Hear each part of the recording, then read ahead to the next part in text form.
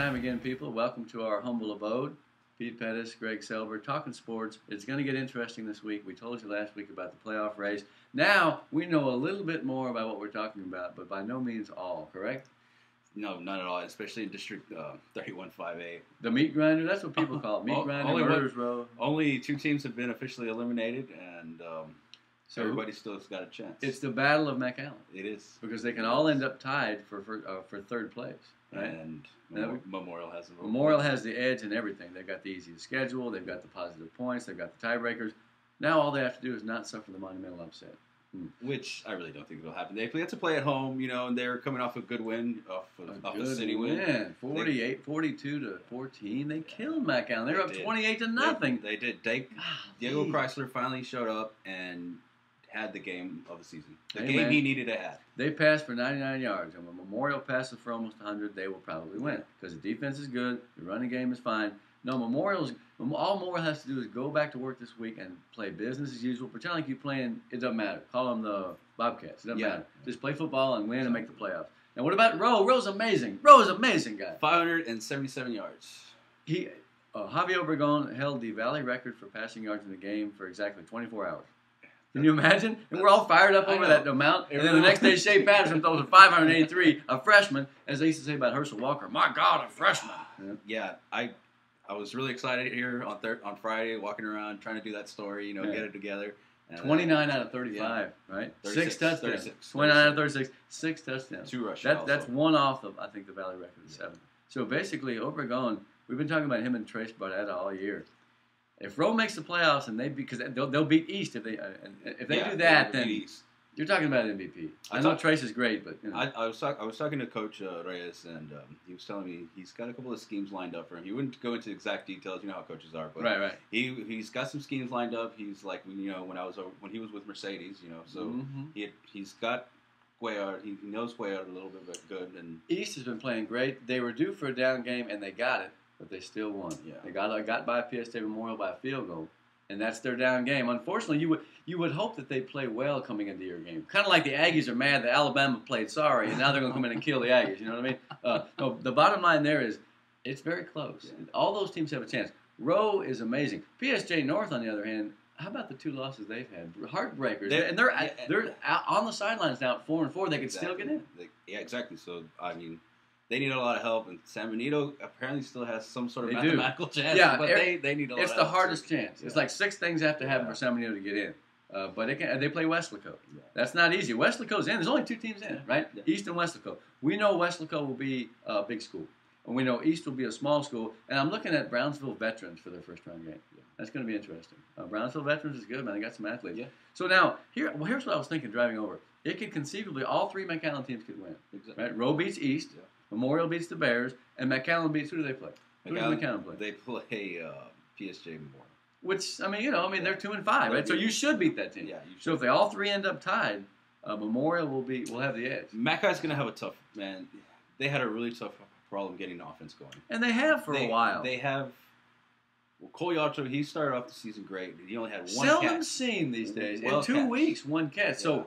Has he been injured? We need to check up on that because he's normally a bigger part of their offense. They're not going to get it done with just Hover, Ricky Rodriguez, and Philip Cantu. I'll tell you what, Philip will be great next to the performance of Yarcho. And see, Garrett Thomas is hurt too. Exactly. So, they've kind of run into some injury problems late in the season. You remember, they were looking so good for a while. McAllen was like number 5. Yeah, they were. And now they got to struggle to make the playoffs. I wonder if they will. They got to win. That's it. And if everybody wins, McAllen wins. Now, who won between McAllen and Rowe? If you remember correctly, early in the season, 40-21, McAllen beat Rowe. So they will have the edge on them. And I think they have the positive points edge, too. Yeah. So Rowe's got to win and hope for some things to happen. Well, Rowe just needs to win and hope that either Memorial one or the other. Or Mackay loses. Yeah. And now Rowe beat Memorial, right? No, yes. Yes. So, wait, did they? Yes. Yes, they did. So then they want to end up. You want to end up tied with. I'm sorry, Memorial won. Yeah, same chance. So in other words, it's getting harder for Rowe. Yeah. You want to get tied with the team that you beat. You don't want, like Economides will do that if they win the game of the year. Okay, so is there anything else from this district to look over? I'll tell you this much. Eddie Mancha, PSGA, went out on top, all right? His next to last game, he'd been injured. He came back and rushed for 305 yards last week, and I thought that was worth mentioning. It's not easy playing for a team that's not winning. It's not. Really, it's tough. how do you get winning motivation going? Right. How do you get the momentum going that you need to roll? And for having a game like that, that's great. One other note from this district: if you're McAllen, you're playing PSJ Memorial, then you got to make sure you look out for Borrego.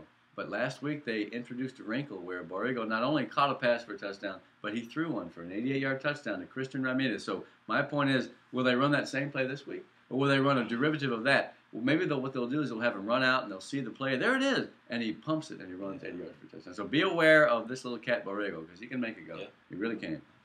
So getting to District 35A? A little less crazy. I mean, there's 6 teams still alive in one district. But in this district, there's only 5. Yeah. There's 3 that have made it. Sharyland's in, Donna's in, North is in that order. So that's easy.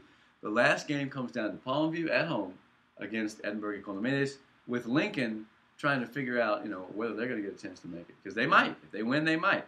If Economides loses, then they're out. That's the way it works. So that's kind of a neat week over on the east side, though. Man, it's like, hey, we haven't been in the playoffs in 2004, and if we work hard this week, we're going to make it. You got to love that chance. Yeah. And, even though it's on the road, they really do have a good chance. 3-1 on the road this year are the Jags. They've been to La Jolla, and they won already. They beat Lincoln. They beat La Jolla over the Coyotes, so 22-14. They can do that. It's just a matter of what we always say with a team that hasn't been in the playoffs in a while. Do they have that mentality where they will themselves to win? Sometimes you see teams playing not to lose. That's when they get beat. Economy's got to come out and go crazy again. The couple of times I've seen them last, and it's been a couple of weeks, they seem to be almost kind of looking around a little bit. Just play. They got athletes. They got good coaching. They're a lock, man. If they just play the way they can, they'll win. What they've been doing the whole season. That's right. Scoring points. And, that Economy's defense, we've said it before, is not that bad. 268, I think, is their yield. They run the ball well. They threw 3 interceptions last week. The Jags, here's the stat of the day. The Jags turned the ball over 6 times in 8 games. And 3 in a loss to Donna. And they almost came back on Donna. It was 42-34. They were right there, man. They had no quit. It was just like Sharyland. Bottom line is that team's good enough to make the playoffs. It's time to show it. Sharyland, Sharyland is good. Yeah, they're playing Bella next. I mean, Sharyland's playing Bella, and they will win that game unless the world comes to an end. It's not December 12th yet, so whatever it is. Last weekend, though, Sean Landis, he's gone viral, folks. If you haven't seen him, you need to go look at that video. Last week we talked about him a little bit. He's a little guy, but a good athlete. He's a sophomore. December 22nd. My Mayan consultant has told me we're 10 days off. That's all right. I'm just hedging my bet. Bottom line is Landez. Tell him about this video. Now, here's the setting. At Edinburgh North and Sharyland, everybody thinks the North maybe gives Sharyland a hard game, and they scored 3 times quick on crazy plays. Special teams. Yeah, special teams. So this field goal attempt from Edinburgh North. And Frank Padron, he was just short. Just short. I believe it was an inch. Yeah. Because everybody seems to be saying that. Right. So Landis has a little shuffle. He gets his ball. But the catch was the best thing, right? Yeah. He was right here tiptoeing on the line, exactly. And I'm in, and now I'm going. And then he decides to take off and records the 109-yard touchdown. And when you say viral, you're not just talking about 956 sports. You're talking about the big time. No, yes. He made ESPN's top 10, number 4. Sean Landis. You're the man, dude. Sharyland is on the big time. Deadspin's been throwing him out. I think Yahoo Sports. That's so great. Yeah. I kind of had a feeling that guy's an explosive player. He's the one that ran 90 yards with a fumble earlier in the season, scored another touchdown. He gets things happening for him, and he's really fast. I'll tell you what, with him and Estefan Castillo, man, they're going to score points in a hurry. And they blasted North, 48-7, man. But they didn't have that many yards. In fact, what I hear, they didn't play that great a game. But they got that early lead because of the turnovers, and they just kind of yeah. And North has had problems on the kick teams for years. I hate to say that because I'm not being ugly. It's just my observation is that they haven't had a good punter since Randy Ramirez. The kickers they've had have been okay, but the cover sometimes is great, but sometimes it's bad. It's the hardest thing to coach, man, on the high school level of special teams because you go over for 15 minutes, always against your guys. Yeah. Nobody ever gives you the resistance you need to really try to keep someone from blocking a kick or a bad snap. I saw a bad snap at a game last week, cost the team the game probably. Harlingen South was over there in the Bird Bowl, and they had a 16-7 lead. Harlingen started to come back, and the momentum was whoop, a snap went over the kid's head. It happened to Edinburgh High too against the team they played, which was who? Edinburgh High. Edinburgh played Lincoln. Yeah. And they had them. They led 3 times. They had 3 leads. I mean, it wasn't a special team, but Mackay Center was having a problem getting that ball into Over's hands. A kid named Fairs, Zach Fairs from Edinburgh High, is a long snapper for Texas Southern. Now, let me tell you guys, you want to get a spot on a college team, be a long snapper because it's very important to have. You count on that getting the punt away because if you don't give up 7 points, you lose. You lose when you commit special teams blunders. Now, the thing going forward is EHS could have made the playoff. They did not. They led 7-0, 10-7, and 17-13, and yet somehow, man, I'll tell you what, Lincoln made a rally with a slant pass over the middle. The guy was like, voop, I mean, he was way up there and then ran for a touchdown. And the Bobcats, it was a snake bit season.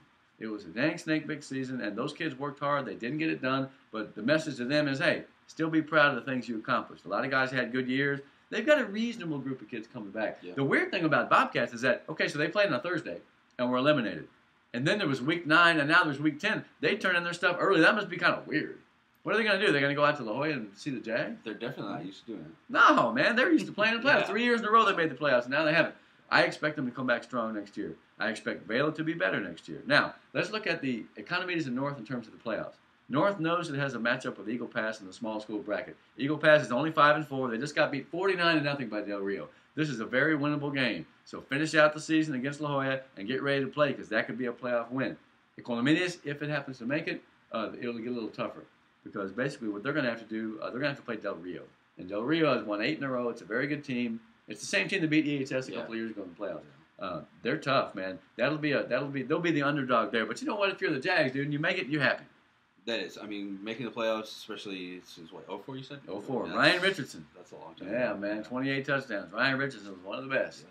Speaking of running backs, that Matt Whiteside's again for North, 172. That dude is tough, man. He's coming on. You know what he does? He just goes.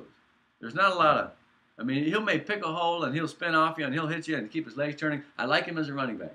That's 4 in a row for Adrian Alvarez. He hasn't played with that concussion. It must have been worse than we thought. Yeah. Which is too bad because he and Whiteside together would be a great combination. They're starting to move the ball, but they had another down passing game. They're going to have to get the passing game going before they get to the playoffs, and I think that Josh Vela will because he wants to have a really good senior season, and this is where you prove it right here. 4As. The 4As are looking incredible. You're going to go to Mercedes Mission? Yes. No, we're talking about going to the same game. I think we should do that. We'll get a video going. We'll get all kinds of things going. Mercedes and Mission. Well, Mercedes is 7-2. And Mission is 9-0. They're undefeated still. Nice. Eagles, man. Coach Pena, you guys need a lot of credit over there because it's a dang nice team.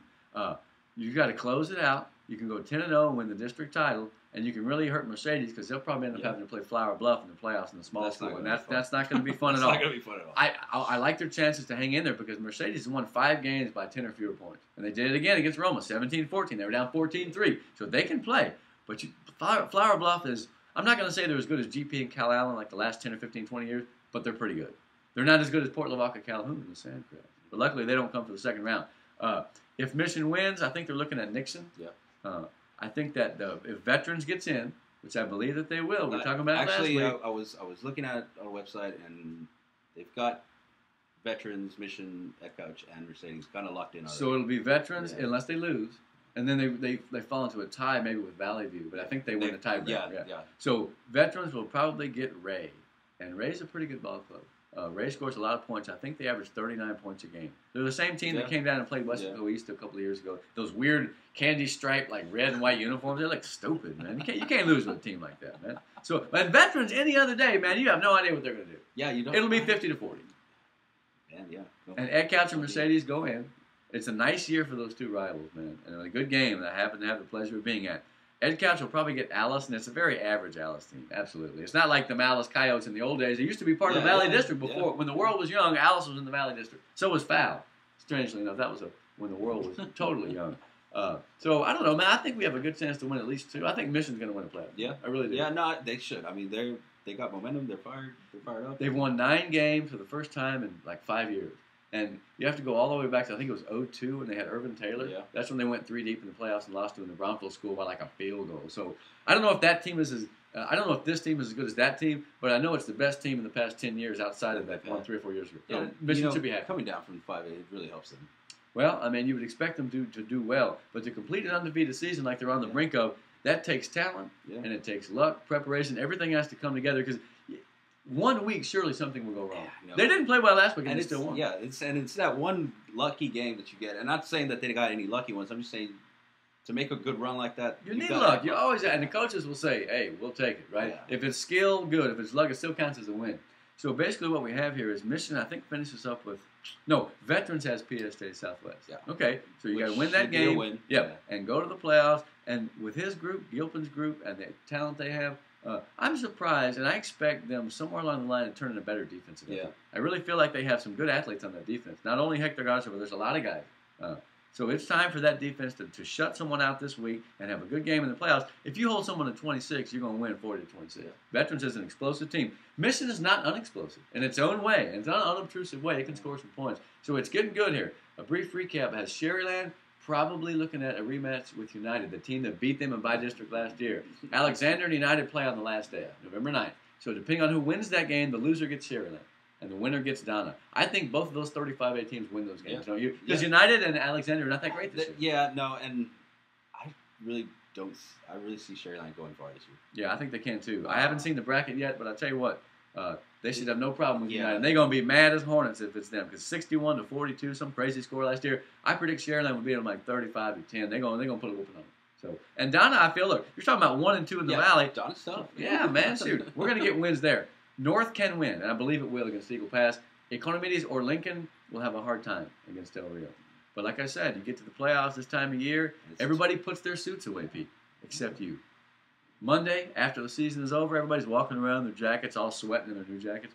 The Jags or the Lions will get to play. This is the moment in time they'll remember the rest of their lives, dude. They got to make it happen. Marco Montano, those guys, Hugo, this is it, guys. If you're watching, you got to make it happen.